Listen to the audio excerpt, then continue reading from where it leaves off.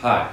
If you've got a dog with 3 legs and you're thinking about getting a prosthetic, well, I just did, and this was a really tough decision for me. I had to think about it for a long time before I finally committed to putting down the money on this thing, because it was not cheap, and I had a lot of questions, and I just felt like there were a lot of unknowns. I didn't know if my dog would take to it.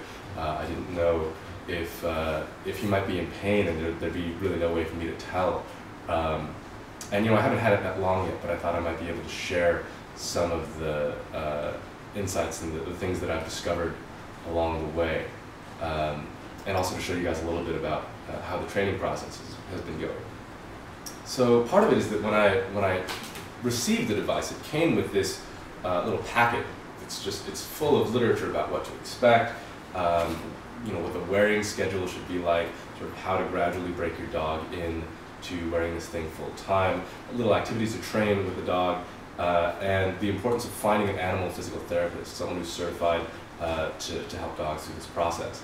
And I honestly haven't looked, but I'm living overseas in Asia, and I don't think that there's a really robust industry for that profession. So I've had to take on a lot of that work myself, and I wanted to share what that process has been like for me, and maybe some of the things that you can do in the absence of a certified professional to maybe just make the process a little bit easier. Richard, come here. Come here. Come here. Sit. Good boy. All right. So this is my dog. This is Richard. Richard, say hi to the camera. Hello. I was very, very fortunate. I was very fortunate that over the past year that we've been together, when we were training, we'd worked on some basic skills and tricks that wound up coming in very handy transitioning into this physical therapy process. So let me show you a little bit of what he can do already, and in a second I'll explain how that has become very, very handy in working with getting him used to this prosthesis. Richard, sit pretty. Good boy, all right. Richard, sit, hey, sit. Sit. Good boy, high five. Good boy. Hey, touch, touch. Good boy. And step, step, step, step. Good boy. Yes. All right, so here's the prosthesis.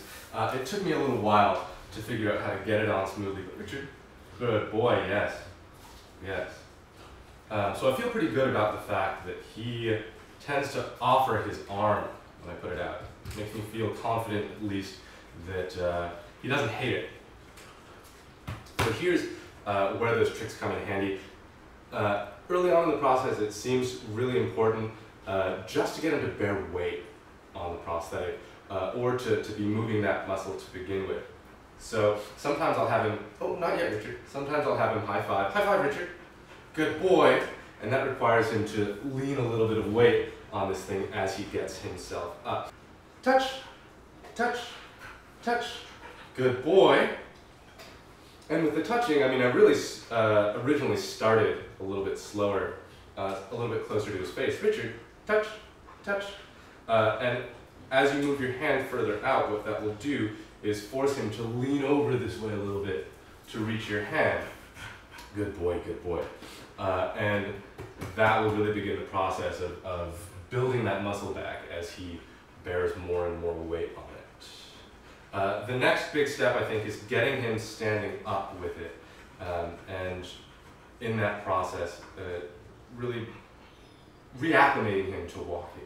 So the problem is, when Richard runs, he still kind of holds that arm out to the side just to keep it out of the way as he does his usual trot. Richard, come here, come here, come here. Yes, good boy.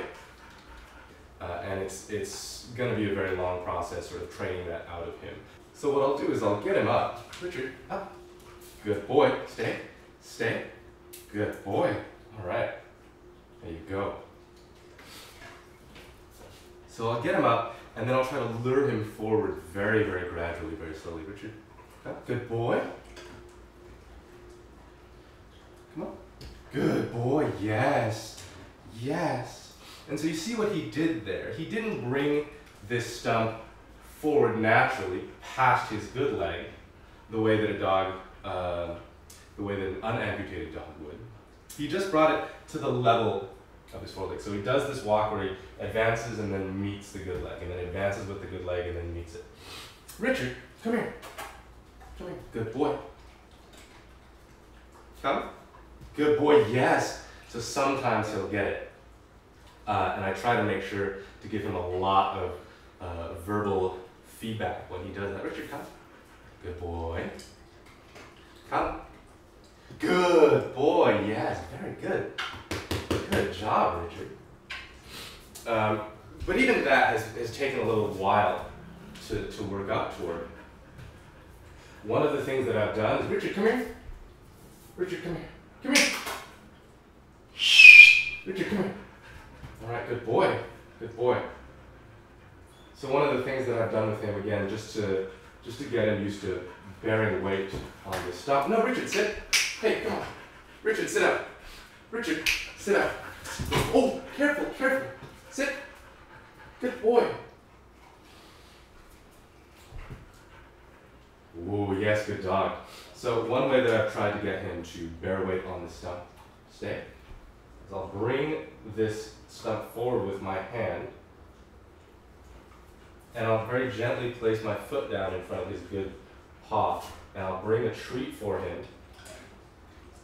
I'll hold a treat for him forward a little bit so that he has to rock forward onto this paw. The key here really is to create an activity for him that makes him want to use the paw instead of forcing him to bear the weight on it. What I was doing earlier, Richard, sit. What I was doing earlier is I would have him sit, and I think I was so stumped early on in this process that I just felt kind of desperate. I would lift his paw up and lean him a little bit this way, but it's just extremely time-consuming and very boring for him, I think. And so this new routine that we've worked out has seemed to bring us a lot of progress in a very short period of time, and I look forward to seeing where it goes and hopefully updating you guys as that happens. Alright, so to close things off, I'm just going to show you guys where Richard is right now with his walk and how fluidly and naturally he can sort of handle this process. Richard, come. Good boy. Up. Richard. Good boy. Yes. Good. Ooh, ooh. Come on. Yes. Good boy. So as you can see, it's really not quite perfect yet, but there are moments when he's got it, and that's really what I'm aiming to draw out with a lot of encouragement and a lot of time. You know, I know it might be many months before he's really like back into an active lifestyle, but as you can see, he gets pretty winded pretty fast, and I'm hoping that the prosthesis will sort of make that a little bit easier for him. Thanks for watching.